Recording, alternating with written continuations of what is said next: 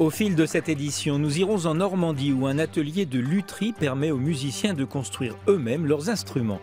Nous irons aussi en Alsace où l'association L'Escale facilite la vie des familles des détenus de la prison de Mulhouse. Et c'est à Lyon que nous ouvrons cette édition et plus précisément à l'aéroport international Saint-Exupéry.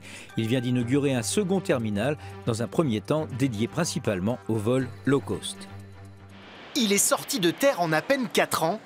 Grâce à ses 70 000 mètres carrés, le terminal 1 Hall B multiplie désormais par 2 la surface construite de l'aéroport. Encore en phase d'aménagement, cette extension a accueilli ses premiers voyageurs au début des vacances de Pâques. Elle remplace le terminal 3 et sa structure en toile de tente. C'est peu dire que les clients des compagnies low cost apprécient le changement. Ouais, il est bien, il est grand, spacieux, lumineux. Ouais, ça va être bien mieux, c'est sûr, il n'y a pas photo. Pour l'instant, seuls 30% du trafic s'effectue dans ce nouveau terminal, mais à terme, ce sera plus du double. Saint-Exupéry, 45e aéroport européen, espère d'ici 2030 changer de dimension. Alors, ça va nous donner une capacité de 15 millions de passagers. Ça va nous apporter un grand centre commercial, une grande zone commerciale avec une offre beaucoup plus conséquente que ce qu'il y avait avant. Les points de contrôle avant l'accès à la zone d'embarquement ont également été repensés et agrandis. Il nous fallait à la fois assurer des normes de sûreté importantes et en même temps garantir une certaine fluidité, d'où des équipements modernes comme les body scans, comme toute la technologie moderne pour passer le plus rapidement possible les formalités de sûreté. D'ici un an, une passerelle réunira ce nouveau bâtiment aux anciens. Coût total de ce terminal 1 Hall B, 215 millions d'euros, entièrement financé par l'aéroport. À Mulhouse, depuis près de 20 ans, les membres de l'association L'Escale se dévouent pour faciliter la vie des familles de détenus. Ils écoutent et accompagnent plus de 7000 personnes chaque année et nul n'est à l'abri d'avoir un jour besoin de leur soutien. 9h30, au pied de la maison d'arrêt de Mulhouse, ces bénévoles ouvrent les portes de leur petit local. L'association Escale, c'est un sas entre deux mondes, l'extérieur et la prison. Pour les familles de détenus, un lieu à l'abri des regards, au lieu d'attendre dehors pour rendre visite à un proche. Un lieu aussi pour être accompagné dans ses démarches. Le dernier rendez-vous, c'est le 11 mai, c'est dans 15 jours. Comme prendre un rendez-vous au parloir ou simplement pour échanger quelques mots. Et ça m'aide beaucoup de choses. Et alors vous parlez de quoi avec eux? On parle des stress, de tout. Ça monte le moral. Ça remonte le moral? Ah ouais. Parce que j'ai le moral à zéro, hein. Tout le temps j'ai le moral à zéro. Des virgules qui font du bien. Dans l'association, 20 bénévoles, des femmes pour la plupart, se relaient du mardi au samedi pour assurer les permanences. Les volontaires sont sélectionnés après un entretien, qualité nécessaire, empathie et bienveillance.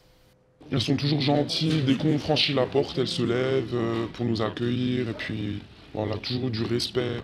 Elles se mettent à notre place, et puis voilà, elles savent que la faute ne vient pas de nous, et puis que nous on est là parce qu'on ne peut pas laisser tomber nos familles, et puis voilà. Tous les jours, les familles se succèdent, les bénévoles, elles, s'adaptent. Il y a des personnes qui ont envie de parler tout de suite, et puis d'autres qui viennent, bonjour, ils s'assoient, ils attendent. Hein. Ça, il n'y a pas de... Il n'y a pas de type, de personne type, quoi. Et vous discutez de quoi avec ces personnes alors? C'est surtout elles qui vont décider si elles ont envie de parler ou pas. Hein. Nous, on est là juste pour être accueillants, le sourire, dire bonjour, savoir qu'il n'y a aucun jugement ici. Une écoute attentive en toute discrétion, c'est là une vraie philosophie pour cette association qui, en 20 ans d'existence à Mulhouse, a vu passer près de 130 000 personnes. 5 médailles, dont 2 en or. On ne parle pas d'une équipe olympique, mais d'un vin, un Côte de Provence, la récente AOC Pierrefeu. Le Rosé vient de décrocher ses récompenses au concours général agricole de la Foire de Paris. Et à Toulon, on n'en est pas peu fiers. 5 médailles, dont 2 en or, récompensant 5 domaines ou caves viticoles. Une victoire pour la toute jeune AOC Côte de Provence Pierrefeu, créée en 2013. Et il faut que ça se sache. C'est le résultat d'un très bon travail, de la reconnaissance nous fait plaisir. La conséquence en amont d'un travail considérable sur un terroir qui regroupe 12 communes allant du Pradet à Carnoules, sur lequel quelques parcelles ont été sélectionnées par l'INAO, l'Institut national de l'origine, comme ici à Pierrefeu. Cette parcelle est intéressante du fait d'avoir des schistes. Donc c'est une pierre qui garde bien le soleil et la chaleur et qui fait bien mûrir le raisin.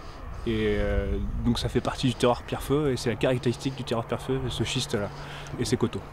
Ce 4e millésime distingue surtout le rosé, une fierté entre autres pour les viticulteurs de la cave coopérative de Pierrefeu qui ont décroché une des 2 médailles d'or. Oui, c'est notre vitrine, on la met beaucoup en avant. D'ailleurs, les ventes ont décollé.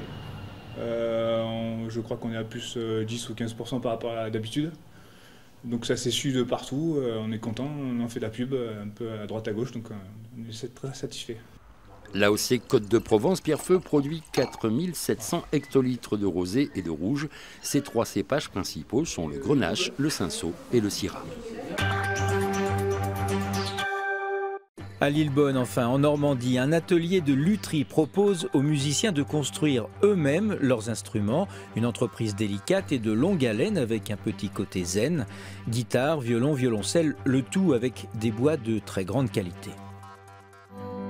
Dans cet écrin flambant neuf, au milieu des cours de danse, trompettes et autres instruments, l'atelier de lutherie bénéficie d'un étage complet.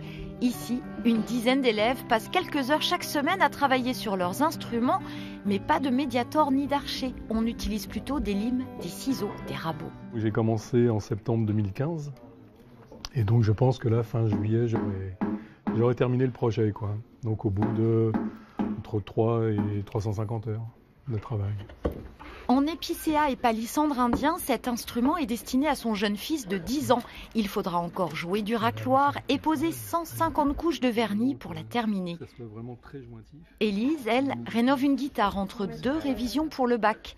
Elle s'est déjà fabriqué son propre violon pendant 4 ans. Touche à tout et passionnée, elle enchaîne les heures sans se lasser. Le fait de bricoler tout ça, ça m'a toujours plu. Et puis vu que je suis musicienne depuis toujours, je me suis dit créer un instrument, ce serait génial. Violoncelle, mandoline, guitare, pour les guider dans la confection de tous ces instruments, un luthier joue les chefs d'orchestre. En guise de gamme, les élèves ont 6 mois pour apprivoiser tous les outils, reste ensuite à s'armer de patience. Et au final, on s'arrange pour qu'il sonne bien. Juste, il sonnera juste. Après, tous les instruments qui sortent ici sortent globalement meilleurs que la moyenne des instruments d'études. Et cerise sur le gâteau, un musicien professionnel testera l'instrument une fois terminé. Une consécration pour tous ces apprentis luthiers. C'est pas tout à fait, t'as vu,